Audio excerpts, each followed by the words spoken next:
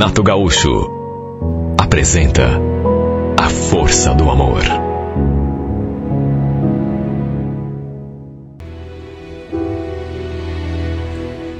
Meu irmão já tinha se mudado com a minha cunhada para aquele conjunto já fazia mais de mês. Mas eu ainda não conhecia nem o apartamento dele, nem o conjunto. Eram recém-casados e ele já tinha me convidado várias vezes, né? Para conhecer sua nova casa. Até que num domingo eu resolvi aceitar o convite. Como eu não conhecia as regras aqui do conjunto, parei com o carro diante do portão. Fiquei esperando o porteiro abrir, só que nada.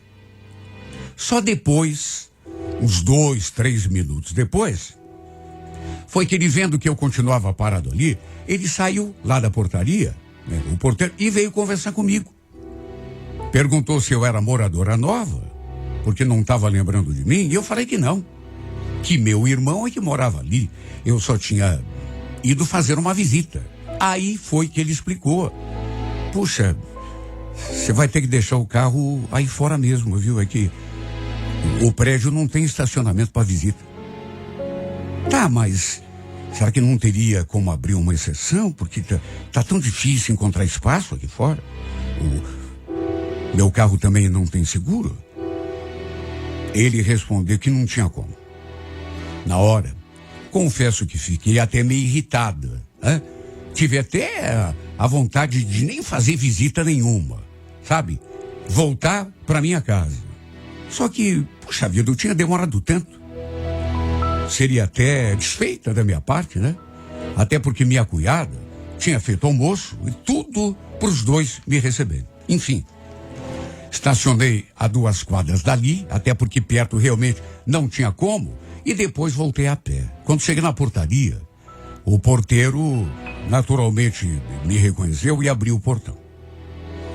Perguntou qual era o bloco, o apartamento, nome do morador, aquelas coisas que todo porteiro faz, né?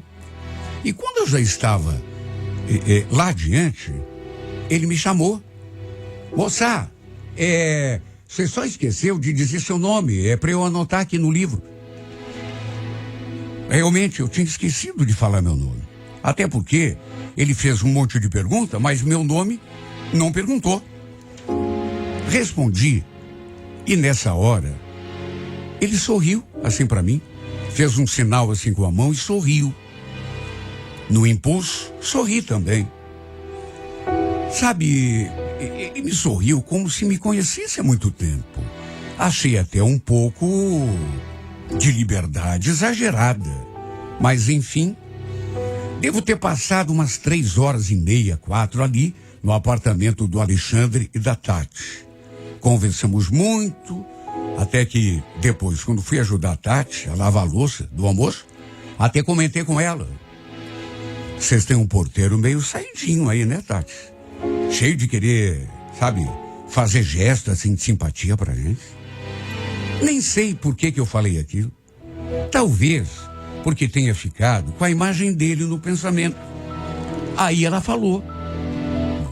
Se for quem eu estou pensando, é o jeito dele mesmo. Eu também estranhei assim no começo, mas acho que é boa pessoa, sabe? Pelo menos parece. Todo mundo gosta dele aqui no conjunto. Quando fui embora, saí do apartamento, fui pelo corredor, ele estava ali na entrada da portaria. E aproveitou para puxar assunto comigo. Quis saber em que bairro que eu morava, se eu morava ali naquele bairro mesmo. E para minha surpresa, de repente, me fez aquela pergunta assim, mas sem mais nem menos. Casada ou solteira? Sabe, nessa hora, eu fiquei até meio zangada. Convenhamos, né? Eu não tinha lhe dado nenhuma abertura para ele fazer aquele tipo de pergunta. Sei lá.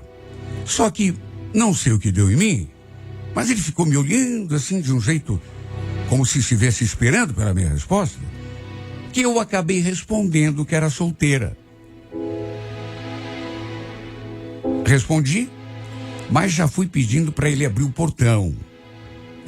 De fato, naquele momento eu percebi que ele era assim meio assanhado pro meu gosto. Mas, verdade seja dita, também tinha um certo charme. Quando eu já estava lá fora, dei assim uma virada para trás e ele estava lá parado no mesmo lugar, olhando na minha direção. Chegou até a acenar. Quando viu que eu me virei, olha, eu achei até graça, viu? Mas enfim, acabou ficando nisso. E ainda demorou muito, algumas semanas, quase 2 meses, para a gente se ver de novo. Dessa vez, fui com a minha mãe visitar o Alexandre e a minha cunhada. E claro, já deixei o carro estacionado ali fora na rua. Pensei que o porteiro nem fosse lembrar de mim. Só que, para minha surpresa, ele lembrou. Mais do que isso, já foi até me chamando pelo nome. A verdade é que todas as vezes que eu ia ao apartamento do meu irmão, mesmo que demorasse, sempre rolava aquele clima entre nós dois. Até que um dia, ele me parou para conversar de novo, e entre uma coisa e outra, quis saber se eu estava falando sério quando eu falei que era solteira. E eu falei que sim, né? E foi aí que ele disse: olha, eu sei que eu corro o risco de levar um não pela cara, mas qual a chance de você me passar teu número pra gente conversar com mais calma? Sabe, eu fiquei olhando pra cara dele assim, meio sem saber o que responder. Até porque não esperava que ele pedisse meu número, apesar daquela paquerinha que rolava entre a gente. No fim, acabei pedindo que ele anotasse o meu telefone. E ele falou que depois me mandaria uma mensagem só para confirmar. Sabe, a gente se despediu aquele dia debaixo daquele clima de paquera. E antes mesmo de eu chegar no carro, já recebi a primeira mensagem dele. E quando li, já senti aquele friozinho na barriga. Quer saber de uma coisa? Você é a garota mais linda que já cruzou por essa portaria. Não tiro você da cabeça desde a primeira vez que eu te vi. Repito, senti aquele tremor pelo corpo todo. E duvido a mulher do meu lugar que não se desmanchasse toda recebendo uma mensagem daquelas. Antes mesmo de dar a partida no carro, eu agradeci. O carro estava longe, sabe, assim, meio afastado, e eu agradeci, antes mesmo de ligar o motor. Ele já mandou outra mensagem. Posso te convidar para a gente sair qualquer dia? Queria tanto conversar com você, te conhecer melhor. Acabei falando que sim, que era só questão da gente combinar um dia, né? Que nós dois estivéssemos com o tempo. Olha, eu me senti tão atarantada, tão cheio de expectativa. Antes de combinarmos o encontro, no entanto, ainda trocamos muitas mensagens. Ele me mandava alguma coisa todos os dias, até que num domingo, em que estava de folga, a gente combinou de ir até o parque. Como ele também tinha carro, marcamos de nos encontrar diretamente no estacionamento. Ele falou que queria conversar comigo, me conhecer melhor, saber mais coisas de mim. Mas quer saber? Conversa mesmo teve muito pouca. Porque logo depois da gente se cumprimentar, ele já veio pro meu lado e já foi me beijando. E eu não me fiz de rogada. Simplesmente aceitei e correspondi. Olha, os beijos desse homem quase me levaram à loucura. Por pouco não perdi o controle. E de repente, olha, por pouco mesmo a gente não foi além. Ele queria que eu deixasse meu carro ali, no estacionamento do parque, e que entrasse no carro dele para irmos até um outro lugar. Um motel, com toda certeza, né? Embora ele não tenha usado essa palavra, mas ainda que eu quisesse também, achei que devia ir mais devagar. Afinal de contas, nem nos conhecemos direito. Eu sabia seu nome, sabia que era porteiro lá daquele conjunto, onde morava meu irmão. Só que, além disso, mais nada. De resto, não sabia praticamente nada sobre a vida dele, até porque, repito, a gente sempre conversou, aquele dia principalmente, né, tão pouco. De todo modo, continuamos nos aproximando mais e mais. Depois daquele nosso primeiro encontro ali no parque, e dos beijos que trocamos, como não podia deixar de ser, nossas mensagens começaram a mudar de ritmo. Ele me escrevia coisas tão bonitas e tão apaixonadas, que mexiam demais comigo, que pouco a pouco fui me deixando levar sem pensar em mais nada. Tanto que logo tivemos a nossa primeira vez. Naquelas alturas, eu já sabia algumas coisas sobre ele. Era separado, tinha 2 filhos, tinha voltado a morar na casa da mãe, depois da separação. Por isso é que não dava para a gente se encontrar na sua casa. Tínhamos sempre de ir a algum motel. Olha, eu não sei o que esse homem fez comigo. Só sei dizer que virou minha cabeça. A ponto de eu não pensar em mais nada que não fosse ele, em nós dois. Quando ele estava de serviço, por exemplo, sempre dava um jeito de passar lá no conjunto para vê-lo. Era coisa rápida. Às vezes, não tínhamos a chance nem de trocar um beijo. Até porque era o ambiente de trabalho dele, né? Não tinha como a gente ficar ali se alisando na portaria. E quando ele estava de folga, passávamos, no mínimo, 2 horas trancados num quarto de motel, matando a saudade e fazendo o amor do modo mais apaixonado que eu já tinha feito. Um dia fui visitar o meu irmão. Só que, claro, né? Minha principal intenção era ver o Claudinei um pouco. E nesse dia, comentei com a minha cunhada, assim, sobre o que estava rolando entre nós dois. Ela fez uma cara tão esquisita. Sei lá, pareceu meio incomodada, mas não fez nenhum comentário. Pedi a ela que não contasse para ninguém, muito menos para o meu irmão, né? Não queria que isso trouxesse algum problema para o Claudinei, mas acho que foi a primeira coisa que ela fez, assim que eu saí do apartamento. Porque logo o meu irmão me ligou, e parecendo zangado. Escuta, Débora, é verdade essa história aí que a Tati acabou de me contar? Você anda de casinho aí com o porteiro aqui do conjunto? Ai, Alexandre, peraí, também não é assim, né? E você é meu irmão, viu? Você não é meu pai. Não te dou o direito de ficar se metendo na minha vida. Se for verdade, qual é o problema? Qual é o problema? Esse cara é o maior 71.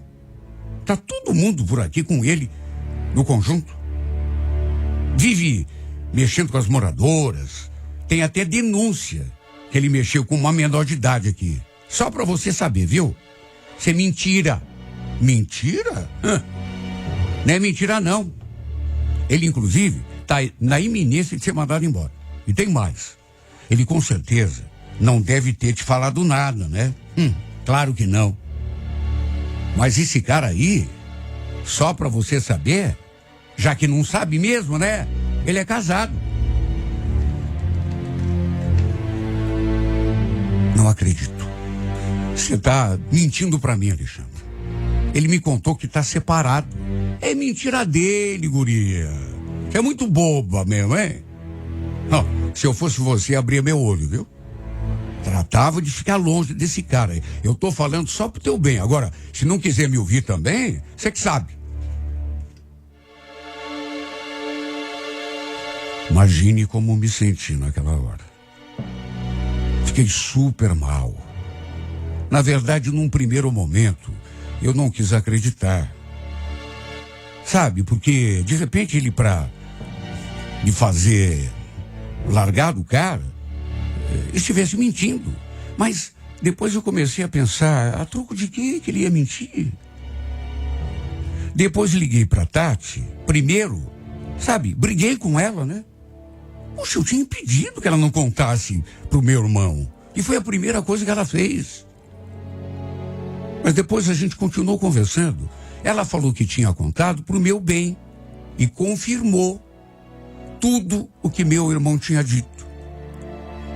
Aliás, segundo ela, o Claudinei já tinha falado gracinha até mesmo pra ela. Lembrei da primeira vez que a gente se viu. Eu também o achei assim, sabe, folgado demais. Mas daí a pensar que ele andasse mexendo com todas as meninas ali do conjunto, inclusive menores de idade, segundo contou meu irmão, já é exagero, né? Sem contar aquela história que ele tinha se separado. Meu irmão falou que não tinha separado nada. Era mentira. Será que era mentira mesmo? Claro que se eu perguntasse para ele, ele ia negar. Ia dizer que o mentiroso era meu irmão, né? Por isso, preferi fazer diferente. Porque se tudo aquilo envolvendo o nome dele fosse realmente verdadeiro, se ele estivesse mentindo para mim, só tinha uma coisa a fazer: cair fora. Naquele mesmo dia, esperei que desse o fim do seu turno, que ele saísse do conjunto.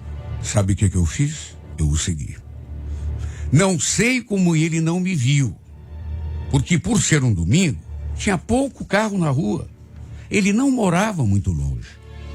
De modo que, sabe, foi questão de 20 minutos e chegamos. Ele não pegava condução. E naquele dia, pelo menos, sabe, estava sem carro. Ele parou diante de uma casa, desceu, abriu o portão, depois entrou. Eu marquei o lugar e deixei para voltar no outro dia. Até porque fiquei assim, a uma certa distância, né? Com medo de que ele visse meu carro, reconhecesse e fosse lá me cobrar. Olha, foi difícil manter o controle. E sempre que ele me ligava ou mandava mensagem, sabe, eu não sei como não cedia àquela vontade terrível de perguntar, sabe, se ele estava mentindo para mim. Em resumo, 2 dias depois, saí do serviço, sabendo que ele só sairia do conjunto às 8 horas da noite, fui até aquele endereço. Quem me recebeu foi uma mulher. E eu, naturalmente, já fui direto no ponto. Coração quase saltando pela boca, de tanta ansiedade. Perguntei se tinha algum Claudinei que morava ali. Falei que tinha um assunto lá do conjunto para tratar com ele. E me olhando assim meio desconfiada, ela falou: sim, ele mora aqui sim, é meu marido. Mas por que você não fala para mim qual é o assunto?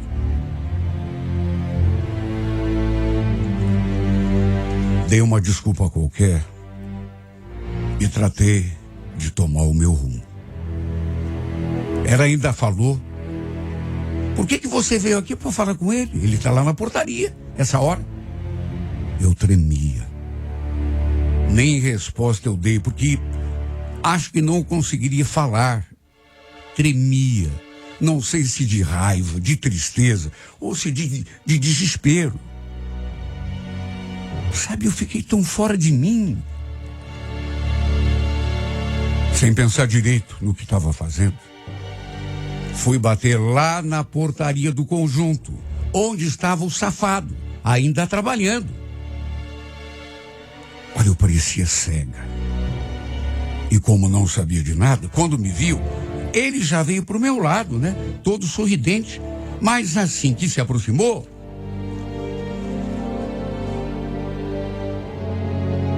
eu lhe dei um tapa tão forte no rosto, que olha, deve estar doendo até agora.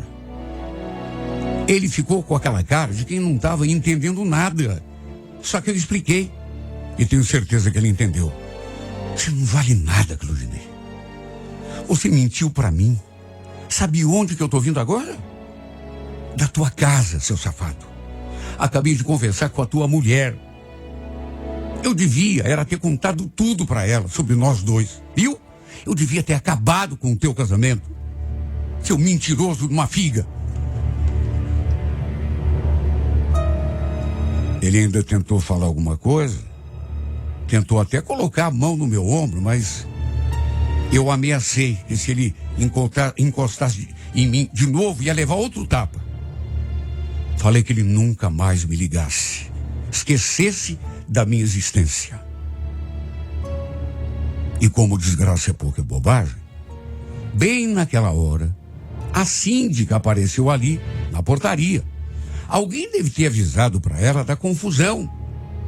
E ela foi lá ver o que estava acontecendo. E aí complicou pro lado dele. Lembro daquela mulher falando. Aprontando de novo, Claudinei. Será que aquela conversa que a gente teve não adiantou de nada? Eu ainda falei aquilo. Sabe? Dando de dedo na cara dele. Se você me procurar de novo, tua mulher vai ficar sabendo de tudo. Você me entendeu? Acabou. Me deixa em paz. Esquece que eu existo.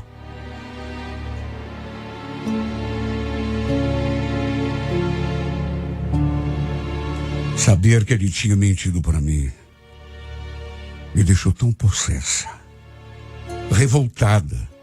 O pior de tudo foi que depois eu soube que ele tinha sido demitido ali do conjunto. Não foi exatamente ou tão somente por conta do escândalo que eu fiz, mas com certeza deve ter ajudado, né? E juro, não fiz aquele fiasco ali com essa intenção, juro que não. É que eu fiquei tão revoltada, tão fora de mim que, sabe, comecei a falar e não conseguia parar. Soube pela minha cunhada que algumas mulheres ali do conjunto estavam, inclusive, pensando em dar parte dele na polícia. Pelo assédio que sofreram, né? Inclusive a menor de idade. Uma menina de 17 anos. E eu acabei sofrendo muito quando eu soube de tudo. Até porque não estava com ele de brincadeira. Sabe, estava gostando desse infeliz. Era tão bonito aquilo que eu estava sentindo que não merecia acabar desse jeito. Estava acreditando que ele também estava me levando a sério. Não queria prejudicá-lo quando fui lá discutir com ele. Juro que não. Mas é que eu fiquei tão cega de raiva e tão deprimida quando tive a confirmação de que ele estava mesmo mentindo um monte para mim. Depois ele me ligou todo bravinho, dizendo que por minha culpa tinha sido mandado embora do conjunto. Chega a ser até engraçado, né? Ele fez o que fez comigo e a culpa ainda é minha. Ele pode ter perdido o emprego, mas e eu? Eu perdi muito também. Será que ele pensou no que eu perdi, no que eu sofri? Pela mania dele, porque é mania, né, pelo jeito, de dar em cima de tudo que é mulher. O pior é que aquilo que eu perdi com essa história toda, nunca mais eu encontrei. Perdi minha paz, perdi minha serenidade, o meu sossego, porque antes de conhecê-lo, eu estava bem, me sentindo bem, tranquila. Podia estar sozinha, podia não estar assim, sabe, feliz da vida, 100%. Podia estar vivendo aquela minha vidinha sem graça, mas pelo menos tinha paz, tinha sossego. E agora até isso eu perdi.